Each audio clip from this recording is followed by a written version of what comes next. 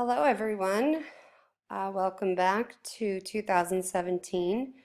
I wanted to thank you guys for all your hard work that you have done for art history class. And I am very disappointed not to be there this week, but if you read the announcement, it was kind of out of my hands. So we're back to doing screencasts, and we'll go through Africa this week. We may start the indigenous Americas, maybe by Friday. But then after that, we'll be do the Pacific, which will be really fun. But right now, we're starting about Africa. And I wanted you to kind of ask yourself how many countries you think are currently in existence on the continent of Africa today. Just make a guess and write the number just somewhere on your note sheet and see if you're right. And at the end of the screencast, I'll tell you how many current countries there are. So the African art that we're going to talk to, if you see the date range, is an 880-year date range. It is very diverse, just like Africa itself, and but they have a lot of things in common. And so we'll talk about that as well. As we know, all life has thought to began in Africa, and then over millions of years, people have radiated beyond this continent, and that had a lot to do with resources or with tribal wars or with availability for jobs in other places. We have studied some African art in the past, including the Apollo 11 stones that were found in Namibia as part of our prehistoric unit. Also, obviously, the Egyptian unit is in Africa. But today we're going to talk about more, I guess you can call it contemporary African art. So this gives you the different regions. We have Ghana. We're going to talk a lot about Ghana. The Ashanti Kingdom is really important. We talk about the Benin people. Let's see, who else are we going to hit? Burundi, Rwanda, some of those, the Congo, and also we'll be talking about the west coast of Africa as well. I guess I just pointed to the east coast, but I'm directionally challenged, so forgive me. Okay, so I'm going to move on to historical context. Really, the most important part of the historical context has to do with geography. The story of Africa is really the story of how geography shapes the environment. And because that shapes not just the physical environment, it shapes political, social, economic, and artistic development. So as of right now, the current Sahara Desert was at one point grasslands, and they were the original source of agriculture and animal domestication. But the climate changed and the desert grew dramatically, and that led to human migration that moved eastward, some going to Nubia and Egypt, which had the Nile Valley. And then many others went southward into Central Africa and the Congo River Basin and around remaining bodies of water. The Bantu-speaking people established agricultural societies, and these people eventually laid the foundations for many other sub-Saharan African societies because of migration and settlement patterns. The Bantu for political structure, lived in clan-based villages headed by chiefs who conducted religious rituals and represented their communities in dealing with neighboring villages and traded regularly with people who inhabited the tropical forests. They began to slowly spread south and east, beginning, this is going, I'm predating this, to about 3000 BCE, and absorbed local hunting and gathering populations as they went. And as The as the villages grew too large, resources get strained, and groups would leave their parents and communities to settle elsewhere.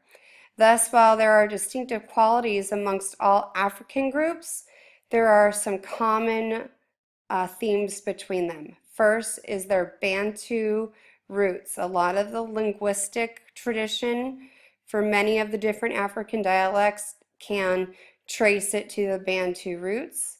And there are other religious or performance ceremonies that are very similar to different groups throughout Africa. Okay, heading back to the environment, it is completely variable based on where you are in Africa. But what we know the most is that truly the environment throughout much of Africa, it's not really great. Most of Africa is either too arid or dry, or too wet in the rainforests for the intensive agriculture. So this leads to the rise of pastoralism.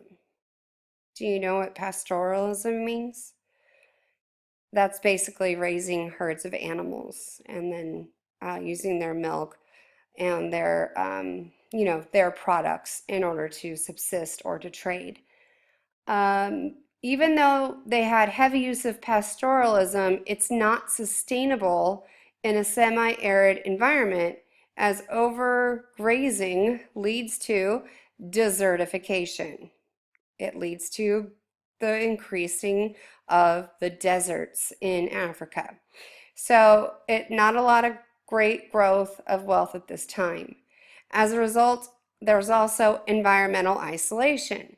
Many civilizations in sub-Saharan Africa develops mainly in response to local factors such as the intensification of agriculture and rising populations rather than external influences like conflict in other regions. Sub-Saharan Africa, so that means below the Saharan Desert, they saw the development of a variety of indigenous civilizations between 50 BCE and 1500 CE. And pretty much all of these civilizations were inhabited by European colonialism beginning in the 16th century. Okay, now I'm on the political structure. It is common in this area for them to believe that the common ancestors of Bantu link leaders, they sanction social behaviors and choices and define social order of life. Most Bantu, by the way, that's spelled B-A-N-T-U. Well, it's up there, but there it is. They link their leaders to sanctioning social behaviors and choices and defining social order of life. Most of the Bantu and other peoples lived in communities of about a few hundred people. They were led by chiefs. There was increased conflict over resources that encouraged the development of powerful chiefs who overrode kinship networks and established their personal authority over the territory. For example, the Kingdom of the Congo was the most tightly centralized of the Bantu kingdoms, and they effectively maintained control of a society for almost 300 years. And that ended when the Portuguese slave traders undermined their authority. Okay, so society and gender. So many people recognize groups known as age sets, which consist of individuals born within a few years of each other, and organize work capabilities for the community based on their levels of strength, maturity, and experience. So in Africa, you're not going to necessarily be grouped by your actual birth date, but it would be maybe a range, like if the 3 through 5-year-olds are going to be grouped as a class, and then the 13 to 15-year-olds may be included as all the same age. So it really just varied. At maturity, members jointly underwent elaborate initiation rites that introduced them into adult society.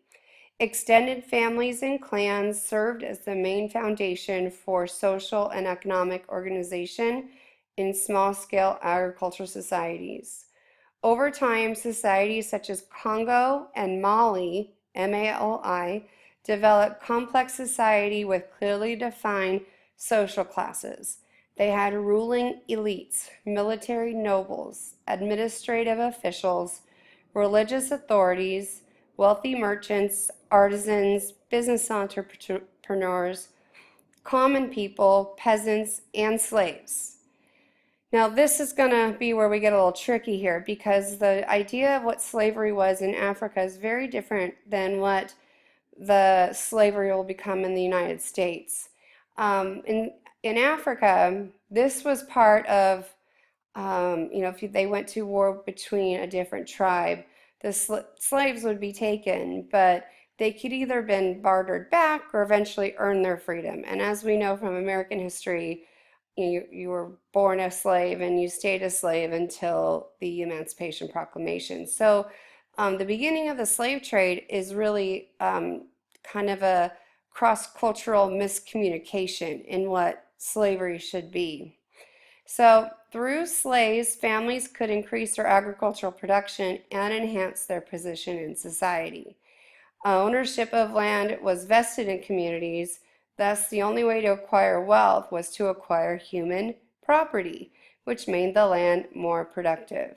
So slaves were an important source of personal wealth as they were, because there was no private property in Africa at this time.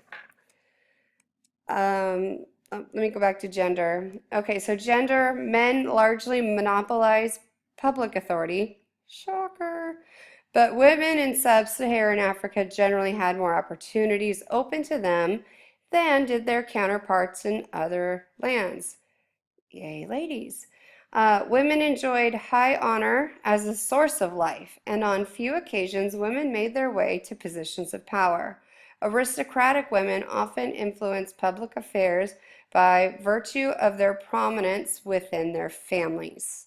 So while men largely dominated, women had a tremendous role in societies that was not necessarily the case in Western European art or Western European society.